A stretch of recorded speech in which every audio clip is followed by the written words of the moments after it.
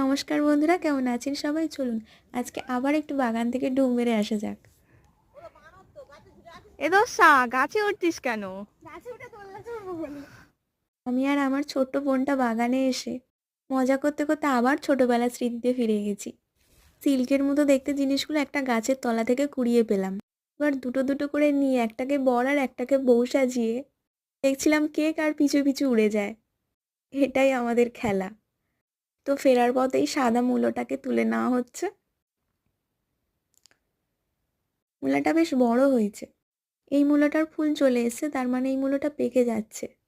তো এই মূলোটাকে জেঠি জেঠিমা রেখে পেঁপে দিতে গাছে বললো, এরকম বস্তা চচ্চড়ি মুড়ে করে রেখেছো খাওয়া কেন? হবে। পেঁপে পাকবে বলে।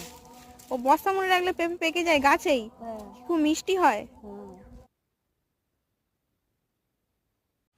চলুন এবার বাড়ির পথ ধরা যাক, অনেকটা বেলা হয়ে গেছে। এই পুকুরটার সাথে অনেক স্মৃতি জড়িয়ে আছে।